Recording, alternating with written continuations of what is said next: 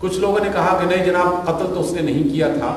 وہ تو قتل تو عبید اللہ ابن زیاد نے کیا تھا، اور ابن زیاد اصل میں اس ساری خرابی کی بنیاد اور جڑ تھی، کیونکہ وہ خود پرست اور جاہ پرست اور سلطنت پرست آدمی تھا۔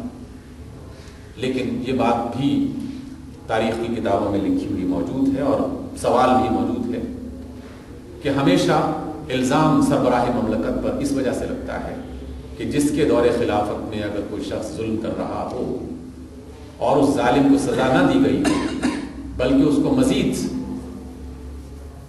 جو ہے وہ رعایتیں دے کر اور بڑے حصے میں حکمران متعین کر دیا گیا ہو، تو اس کا مطلب یہ ہے کہ اس کی تائید اس فرد کے ساتھ شامل ہے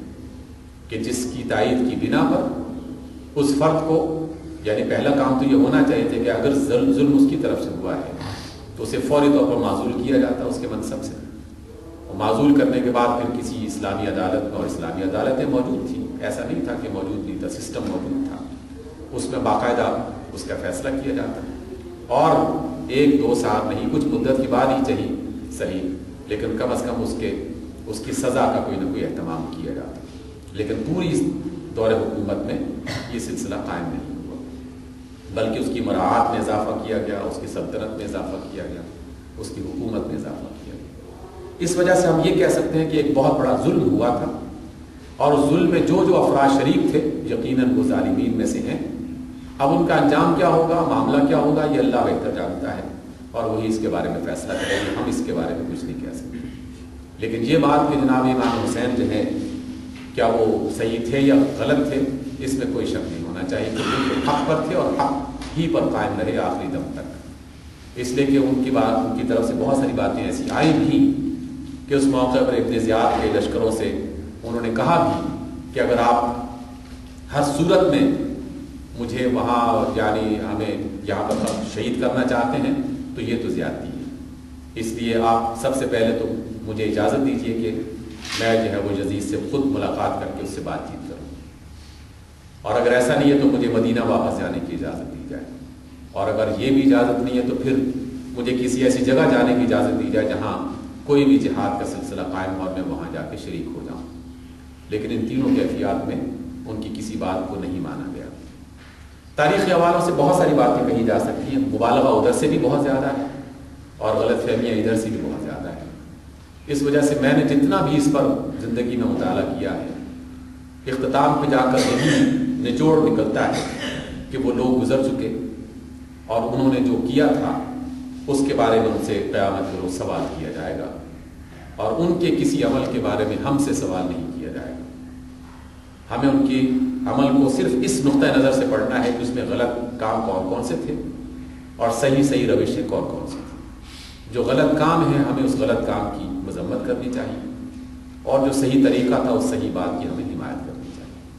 میرا تو یہ عقیدہ اور طرز عمل ہے، اور اسی پر میں کارروائی جی دعا کرتے ہیں۔ اس کے بعد پھر اس کے اوپر جو ہے نا پروفیسر عبد الجبار شاکر صاحب کی بڑی تفصیلی انہوں نے ایک گفتگو کی ہے اس کے اوپر، یا امام حسین کی شہادت باقاعدہ نقشہ بھی انہوں نے بیان کیا ہے، کوفہ کے لوگوں کے بارے میں یہ بیان کیا کہ کوفی لا یوفی کی یہ اندر خان ہی لوگ کہتے ہیں، اور انہوں نے نبی حضرت امام حسین کو بلایا اور انہوں نے شہید کیا۔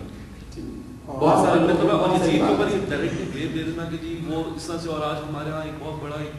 کانسیپٹ یہ بن گیا کہ اس کو اتنا زیادہ ہم لوگ اس کو ڈیگریڈ کرتے ہیں، اور اس کو اتنا زیادہ اپنی عام لینگویج کے اندر بھی ہم اس کو اتنا کر رہے ہوتے ہیں۔ میرے خیال سے ہمیں پہلے اس کی پراپر تحقیق خود سے بھی کرنا چاہیے، اور پھر کسی نتیجے کو اس کے اوپر پہنچنا چاہیے، نہ صرف یہ کہہ دینا کہ وہ ظالم تھا یا اس طرح سے۔ ہم جب تک خود ایک چیز کا مطالعہ نہیں کریں گے، قرآن اس کو سارا دیکھیں، جو بھی ایک اسکول آف تھاٹ کو نہ دیکھیں، باقی بھی آپ دیکھیں گے جو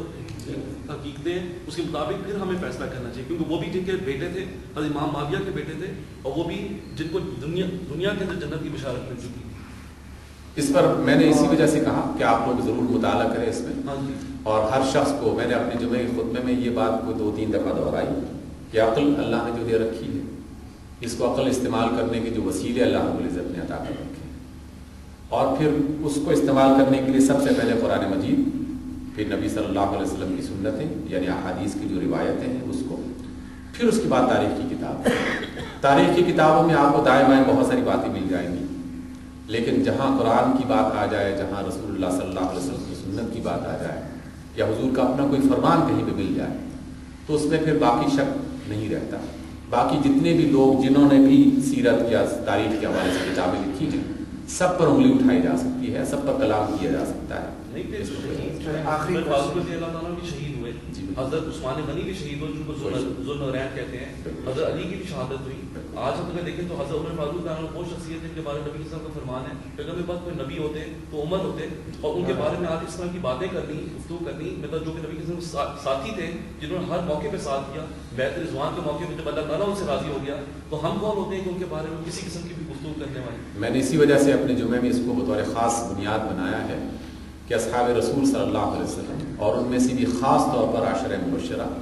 اور ان میں سے بھی خاص طور پر خلفائے راشدین, یعنی درجہ بندی کے اعتبار سے جتنا درجہ بڑھتا چلا جائے گا ہماری احتیاط میں اضافہ ہونا چاہیے اسی طریقے سے. اس لیے جو بات کسی بھی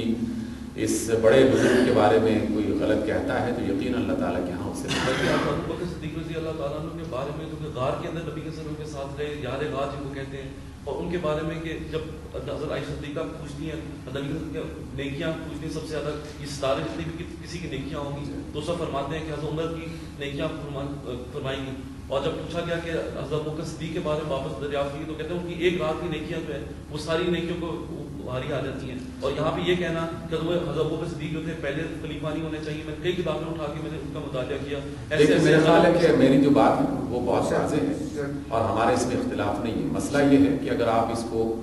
اس بنیاد پر جانچنا شروع کر دیں نا, یہ پہلا خلیفہ کون اور دوسرا خلیفہ کون, اس میں اختلاف کی گنجائش, اس کو بنیاد بنا کے گفتگو ہم شروع کر دیں گے تو پھر تو, اور ہم فضیلت کی بات اس وقت میں اس وجہ سے نہیں کر رہا کہ ان میں سے ہر ایک صحابی ایک بہت بڑی فضیلت پر فائز ہے. کمپیریزن اگر کریں گے تو اس میں اوپر نیچے بہت ساری باتیں ادھر ادھر ہو سکتی ہیں, اس لیے ہمیں اس کی ضرورت نہیں ہے. جناب ابوبکر صدیق رضی اللہ تعالیٰ, جناب عمر بن خطاب, جناب عثمان غنی اور جناب علی بن ابی طالب اور ان کے بعد سارے کے سارے اصحاب رسول آل بیت, یہ سب کے سب محترم ہیں. اور ان میں سے جس کی فضیلت اللہ کے رسول نے خصوصیت کے ساتھ بیان کی ہے اس کو ہم ساری دنیا کے لوگ مل کر بھی ڈیگریڈ کرنا چاہیں تو نہیں کر سکتے. ٹھیک ہے, جس کی فضیلت اللہ کے رسول نے بیان کر دی ہے تو بس وہ مقام اس کا متعین ہو چکا ہے اور ہم اس کو کم یا زیادہ نہیں کر سکتے, نہ ہی کرنا چاہیے. لاسٹ کوسچن کی ایکسپلینیشن ہے جی, جس میں حضرت ایوب انصاری وفات پائی, یہ جو ہے اس کو میں نے وارننگ دی تھی, اس کی کیا حقیقت ہے؟ خطبے میں میں نے سارا سنا تھا, that's why I am raising question. میں اس کو میں پڑھ کے یہ وہی ساری ہے نا اس کا مطالعہ کر کے انہوں نے بہت اسٹرانگ وارننگ وہاں پہ دی تھی, اور اس یہ مولوی صاحب میں اس کو مطالعہ کر کے پھر چلیے حضرات ہم انشاءاللہ دعا کے بعد